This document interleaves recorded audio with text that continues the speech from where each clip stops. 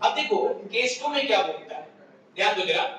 Case 2 जो है, case 2 में क्या बोलता है कि when the remaining partner purchases the share of retiring partner in a particular ratio, है ना। केस 2 क्या माना करता है, देखिए, व्हेन द remaining partners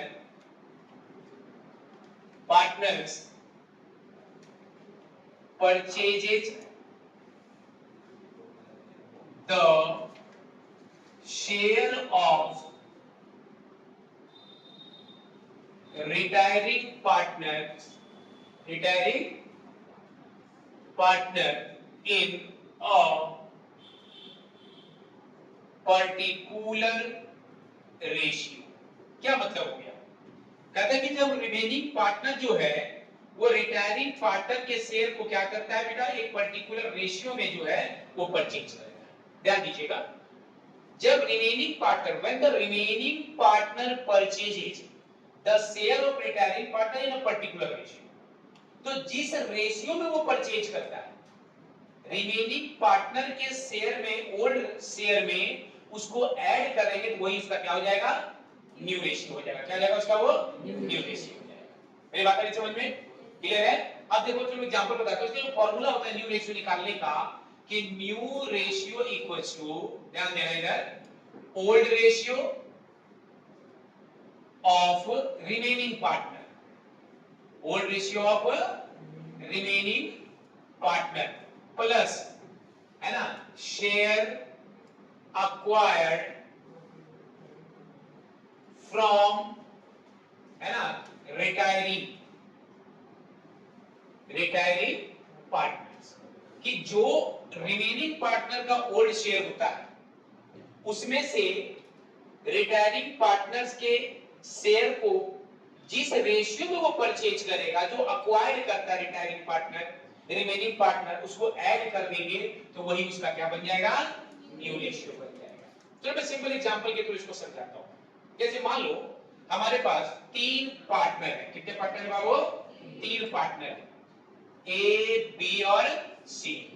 तीनों का रेशियो कितना है बेटा, 3:2:1, यानी कि ए का कितना हो जाएगा, 3/, ए का कितना हो जाएगा, बी का कितना हो जाएगा, 1, सी का कितना होगा। अब कहता है कि इसमें जो है सी रिटायर कर रहा है, सी क्या कर रहा है हमारा, रिटायर कर रहा है। अब सी का रेशियो कितना है, 1/6। अब कहता है कि जो सी का रेशियो 1/6 है, इसको ए और बी किस रेशियो में लेता है, इक्वल रेशियो में ले रहा है। सी के शेयर को ए और बी किस रेशियो में लेता है, इक्वल रेशियो में लेता है। यस और नो, यस और नो। तो सी के शेयर को जब ए और बी इक्वली टेक ओवर करेगा, परचेज करेगा, इक्वली का मतलब कितना हो गया, आधा। इक्वली मतलब कितना हो गया, मतलब सी का जो 1/6 है उसका आधा ए ले लेगा और आधा कौन ले लेगा, बी लेगा। तो 1/6 का अगर आधा निकालेंगे, 1/2 करेंगे तो कितना जाएगा, 1/12। यस और नो। तो सी के शेयर को 1/12 ए ले लेगा और 1/12 कौन ले लेगा, बी ले लेगा। अब जब नया शेयर हम लोग कैलकुलेट करते हैं, अब जब हम लोग नया शेयर कैलकुलेट करते हैं तो न्यू रेशियो क्या हो जाएगा, देखिए जरा, न्यू रेशियो इक्वल्स टू, तो सबसे पहले हम लोग जरा ए का कैलकुलेट करते हैं, है ना। तो न्यू रेशियो क्या हो जाएगा, ए का, तो ए कितना हो जाएगा, ए का ओल्ड रेशियो कितना है हमारा, कितना है, तो 3/6 हमारा फॉर्मूला ए का, प्लस उसका क्या बोलता है, उसने अक्वायर कितना किया है, ए ने अक्वायर कितना किया है, किससे एक्वायर किया है, सी से। तो इसमें 1/12 को ऐड कर देंगे, यस और नो, है ना। तो ये कितना हो जाएगा, इसको ऐड कर देंगे, ये हो जाएगा 12, 2 6 प्लस 1, ये कितना हो जाएगा, 7/12। और वैसे बी का निकालेंगे, बी का ओल्ड रेशियो कितना था हमारा, 2/6 प्लस कितना ऐड कर देंगे, प्लस इक्वल टू हो जाएगा ये हमारा, दोनों को ऐड कर देंगे तो इक्वल टू निकाल लेंगे, कितना हो जाएगा ये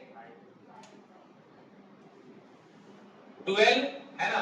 4 प्लस 1 इक्वल्स टू 5/12। बात आई समझ में? यस और नो?